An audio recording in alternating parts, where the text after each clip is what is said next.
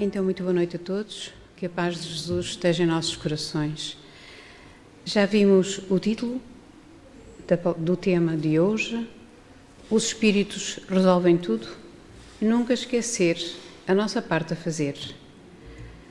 Fizemos um pequeno sumário, porque antes de entrarmos propriamente no tema, temos necessidade de fazer uma pequenina abordagem ao livro dos Espíritos, definir a definição dos espíritos, a alma, os três componentes no homem, o espiritismo, depois o ponto 4, os espíritos resolvem tudo, o ponto 5, nunca esquecer a nossa parte a fazer, a linha A, mudar posturas, e o ponto 6, a conclusão.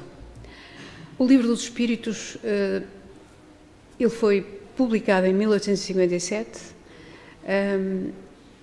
ele reúne os mais importantes ensinamentos da doutrina espírita e nele se encontram os fundamentos do espiritismo.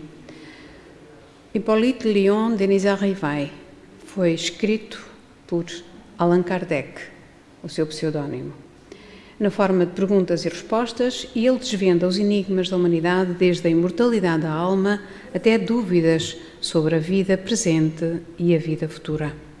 São 1018 questões esclarecidas pelo plano espiritual, com o propósito de auxiliar a evolução na Terra e conceder ao homem a chance, a oportunidade de ingressar numa nova era.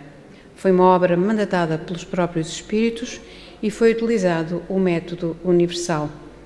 Allan Kardec só validava as respostas quando, e já vamos ver adiante, elas estavam em consonância. Questões colocadas por médiuns, tanto nos Estados Unidos como em França, as respostas, quando eram as mesmas, então isto é o tal chamado método universal. As manifestações, então, que deram origem à doutrina espírita e surgiram em várias partes do mundo, como dissemos, nos fenómenos das mesas girantes, com os espíritos a manifestarem-se, dando os mesmos conselhos e informações em locais tão distantes como os Estados Unidos e a França. É o tal método universal. No livro dos Espíritos, a parte 2, o capítulo 1, os Espíritos. A questão 76. Allan Kardec pergunta: que definição se pode dar dos Espíritos? E eles respondem: pode dizer-se que os Espíritos são os seres inteligentes da criação. Eles povoam o universo fora do mundo material. A palavra espírito aqui é utilizada para designar as individualidades dos seres extracorporais e não o elemento inteligente do universo. A questão 77. Os espíritos são seres distintos da divindade ou serão simplesmente emanações ou porções desta e por isso denominados filhos de Deus? E os espíritos respondem: meu Deus, são obra de Deus, exatamente como a máquina o é do homem que a fabrica. Essa máquina é obra do homem e não é o próprio homem. Isto nós entendemos. Nós fizemos este computador, o homem fez este computador, foi obra do homem, mas lá está. O computador não é o homem, nós entendemos isso com certeza. Então, sabe-se que quando faz o homem alguma coisa bela e útil, ele chama-lhe sua filha e sua criação. Pois bem, o mesmo se dá em relação a Deus. Somos seus filhos, visto que somos obra sua. O que é a alma? E eles respondem: é um espírito encarnado, servindo-se do corpo como mero invólucro para se purificarem e esclarecerem. É isso que todos nós aqui estamos a tentar fazer. Esclarecer, aprender, para podermos evoluir, para nos podermos purificar, porque quer queiramos, quer não, todos nós estamos condenados a ser espíritos puros, cada um na sua marcha, cada um a seu tempo. Então, a alma é um ser moral, distinto, independente da matéria, é um ser imaterial, portanto, e que conserva a sua individualidade após a morte, isto é, sobrevive ao corpo físico. A 134b. Então, e o que era a alma antes de se unir ao corpo? E eles respondem: era espírito. os três componentes no homem, o corpo ou ser material, semelhante aos animais e é animado pelo mesmo princípio vital, a alma ou ser imaterial, enquanto espírito encarnado no corpo, e depois temos o laço, o perispírito que une a alma ou o corpo, portanto é o princípio intermediário entre a matéria e o espírito. O espiritismo assenta na existência de Deus, na imortalidade da alma, na comunicabilidade dos espíritos, na reencarnação. Allan Kardec, no livro O que é o Espiritismo, no capítulo 3º, O Homem durante a Vida Terrena, no item 134, apresenta este fundamento da reencarnação, a lei de causa e efeito, e diz assim: se admitimos a justiça de Deus, não podemos deixar de admitir que esse efeito tem uma causa. E se esta causa não se encontra na vida presente, deve achar-se antes desta, porque em todas as coisas a causa deve preceder ao efeito. Há, pois, necessidade da alma já ter vivido para que possa merecer uma expiação. Então, trouxemos uma pequenina passagem do nosso querido Chico Xavier. O Chico Xavier fazia o seu atendimento fraterno, eram filas intermináveis de criaturas à espera de serem atendidos. E um dia uma senhora velhinha, que passou o dia de pé numa longa fila, só para ter a oportunidade de fazer uma pergunta a Chico Xavier. E ao cair da noite, ela ficou finalmente à sua frente. E cheia de medo e preocupação, ela disse: Chico, eu tenho uma única pergunta. Macumba pega? E Chico sorriu e falou pausadamente: minha filha, responda-me você uma coisa. Se eu jogar uma pedra, uma grande pedra com um buraco bem no meio dela, o que é que acontece? Bom, disse a mulher, a pedra entra. E se não houver buraco? Ela vai bater e voltar. Exatamente. Chico Xavier, com aquela sua subtileza, diz-lhe assim: não dê abertura ao mal, não pratique o mal, não o desenvolva dentro de si.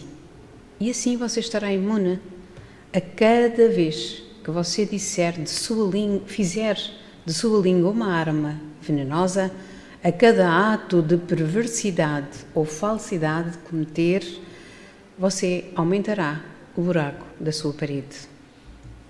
Quem joga pedras, cedo ou tarde levará uma pedrada. Assuma os riscos ou benefícios da parede que você construiu.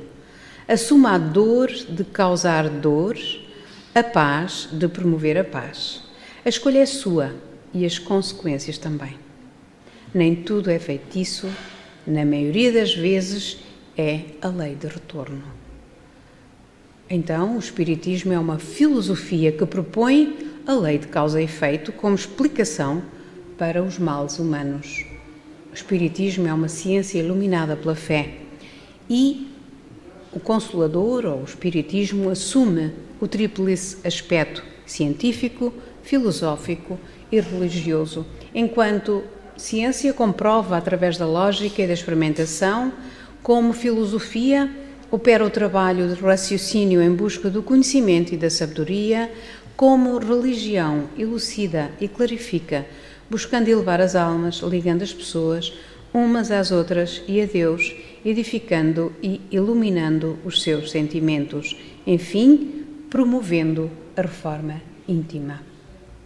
O Espiritismo pode ser comparado a uma grande janela entre mundos, através da qual os encarnados divisam as belas paisagens da vida verdadeira, ainda que distantes do alcance das próprias mãos, enquanto permanecerem na esfera material.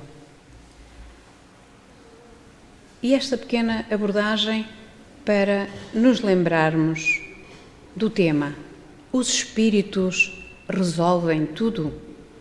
Nós sabemos que eles nos ajudam imenso, eles intuem-nos, eles protegem-nos, eles amparam-nos, só que temos de estar na mesma sintonia, na mesma vibração, O irmão Fernando, quando nos explicava isto há uns anos, quando do estudo da doutrina dos espíritos, ele dizia: nós estamos nesta vibração. Se os espíritos aqui estão, eles apanham-nos, nós estamos em sintonia. Ora, se nós evoluirmos, aqueles que andavam de volta de nós, falemos assim, aqueles que estavam a influenciar-nos, então eles já não nos encontram. Nós precisamos é de sair daquela vibração onde nos tantas vezes colocamos. Então sabemos que os espíritos se interessam por nós. Eles aliviam os nossos sofrimentos, eles aconselham-nos, mas como eles conhecem as finalidades dos acontecimentos, eles não se angustiam como nós.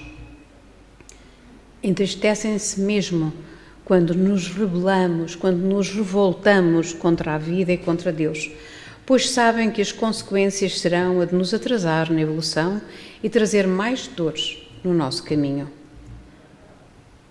No contacto com o mundo espiritual é preciso, sobretudo, o bom senso.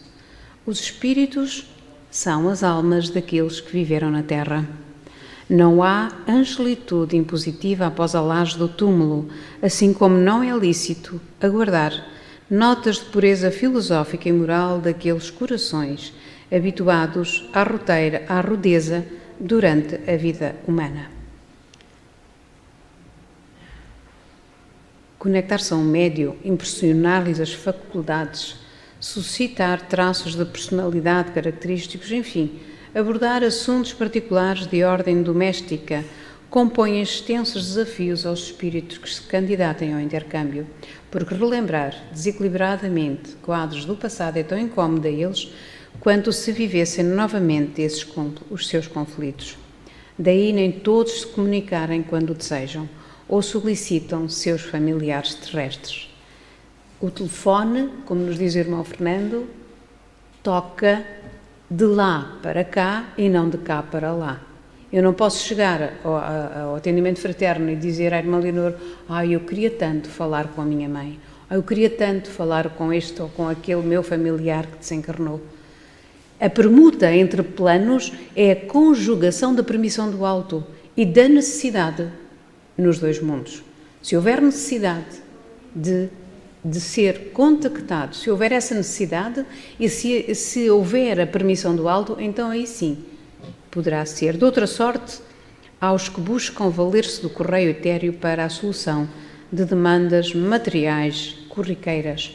São os que questionam os espíritos sobre os dilemas da política, a respeito de problemas da ordem bancária ou na esperança de superarem as consequências naturais da sua incúria no campo da saúde. A estes não é possível atenção da parte do que é elevado. Nosso planeta é uma escola de almas e os génios tutelares da vida não podem imiscuir-se nos assuntos vulgares da experiência humana sem graves consequências, até porque nós temos sempre o nosso livre-arbítrio. Eles podem influenciar-nos, mas a decisão é sempre nossa. Mas percebamos bem este ponto. Eles não podem imiscuir-se nos assuntos vulgares da experiência humana sem graves consequências, porque pudessem os companheiros do outro lado da existência solucionar os tramas da cornucópia humana e agiriam qual o pai ou a mãe que mimam prejudicialmente os seus filhos, impedindo-lhes de adquirir responsabilidades.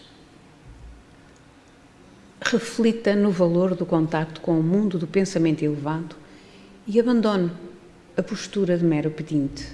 Para tanto, é necessário a superação do mal em nós, através da aquisição da confiança ampliada nos planos de Deus.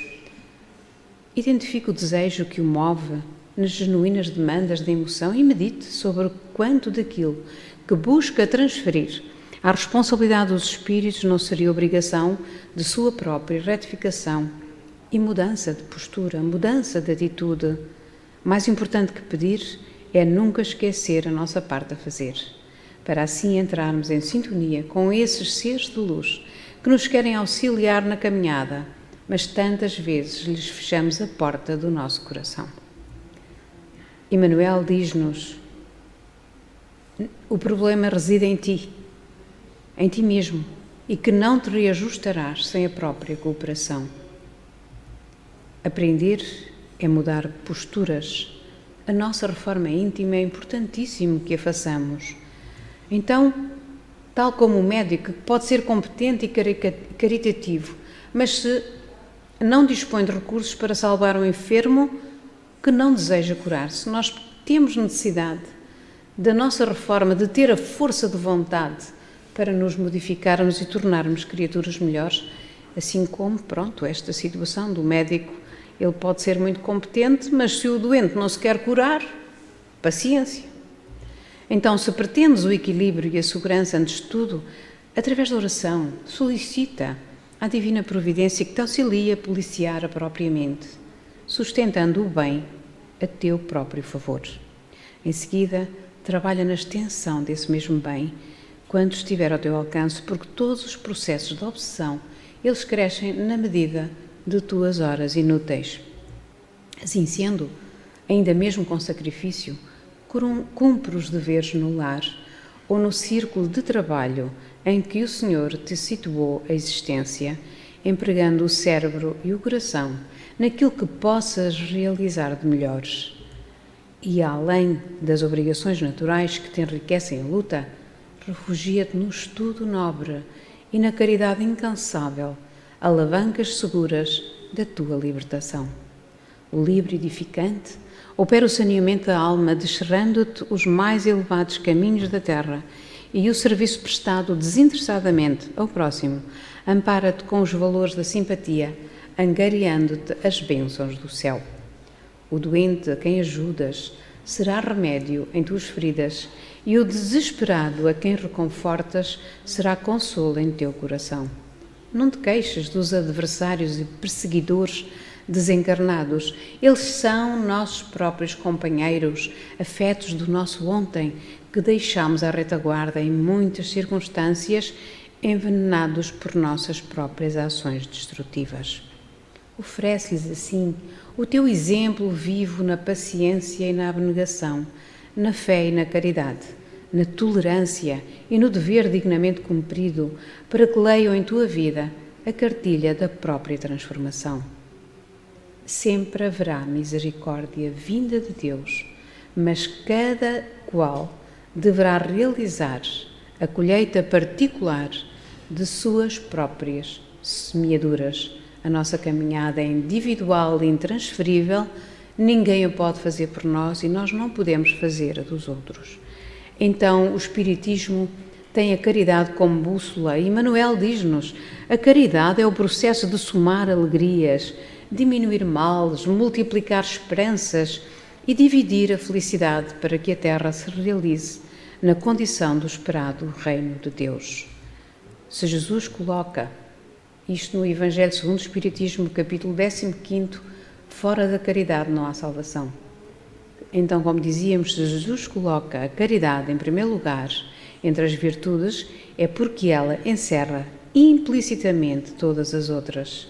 O Espiritismo até diz, fora da caridade não há salvação.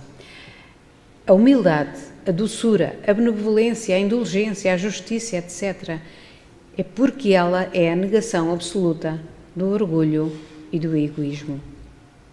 Aprendamos com Jesus a acalmar a nossa mente, acalmar os pensamentos e os sentimentos, para deixar que a nossa alma fale com Ele, para nos auxiliar, porque Ele disse: amarás o Senhor teu Deus com todo o teu coração e com toda a tua alma, com todas as tuas forças e com todo o teu espírito, e o vosso próximo como a ti mesmo. E concluindo, o homem que procura no Espiritismo as soluções para os problemas que ele próprio cabe resolver, que só entende o Espiritismo pelo prisma dos fenómenos mediúnicos, pelas vantagens materiais, e está a imitar a personagem bíblica Esaú, que trocou a sua progenitura por um prato de lentilhas azedas. Então, não pode existir espiritismo sem estudo, sem aplicação daquilo que se aprende, sem transformação moral, sem o desenvolvimento das potencialidades do ser. Somos seres em desenvolvimento. seres imperfeitos, mas perfectíveis. Por isso, os pequenos gestos de bondade ajudam na nossa caminhada. O Espiritismo é uma terapia para a alma cansada, doente, aflita. É a terapêutica do amor. Como não pode existir Espiritismo sem estudo, também não pode existir Espiritismo sem amor. Se decidiu espontaneamente ser espírita, seja-o por inteiro. Desenvolva a fé racional, tenha por lema a caridade, espalhe em torno dos seus passos a bondade e a esperança. Desenvolva o amor em plenitude para anular o ódio dos que ainda se comprazem na sombra. Não reclames do Cristo o milagre do teu reajuste. Pede antes ao Mestre Divino que te conceda serviço e entendimento para que restaures a ti próprio.